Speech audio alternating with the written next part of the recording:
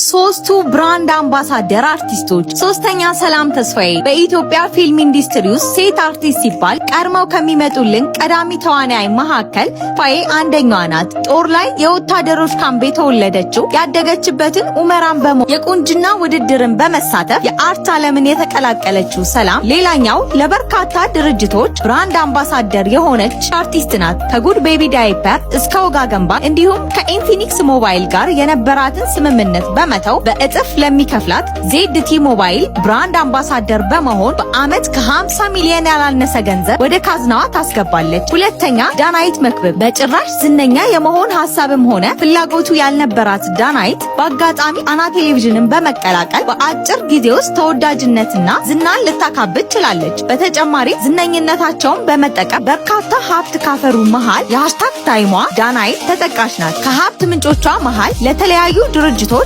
አምባሳደርና የብራንድ አምባሳደር በመሆን የምታገኘው በሚሊዮን የሚቆጠር ገንዘብ ዋነኛው ነው። ዳናይት የብራንድ አምባሳደር ከሆነችላቸው ድርጅቶች መካከል እጅግ ውድ ክፍያ የሚከፍላት ቴክኖ ሞባይልን ጨምሮ ጉርነስ የንጽህና መጠበቂያ፣ ኢቢኤስ ፈርኒቸር ተጠቃሾቹ ናቸው። በአመት ወደ 100 ሚሊዮን የሚጠጋ ብርም ወደ ካዝናዋ እንደምታስገባ አንዳንድ ያልተረጋገጡ ምንጮች ይጠቅሳሉ። ወደ አንደኛዋ ከመሄዳችን በፊት ፒያሳ ላይ በ2.2 ሚሊዮን ብር ሙሉ ክፍያ በ448,000 20% ቅድሚያ ከ14 ካሬ ጀምሮ እርሶ በመረጡት የካሬ አማራጭ ለተለያዩ አገልግሎቶች የሚውሉ ለወርቅ ቤቶች፣ ለኮፊ ሃውስ፣ ለሰዓት ቤቶች፣ ለካፌ፣ ለቢሮ፣ ለተለያዩ አገልግሎቶች የሚውሉ የንግድ ሱቆችን የንግድ ከተማ በሆነችው ፒያሳ ላይ ንግዶን ይጀምሩ። እንዲሁም አፓርትመንት ቤቶችን የምትፈልጉ በተለያዩ የአዲስ አበባ ከተሞች ያለቀ እንዲሁም በግንባታ ላይ ያሉ አፓርትመንት ቤቶችን እኛ ጋር ያገኙ። ለበለጠ መረጃ በ0977 384586 ይደውሉ።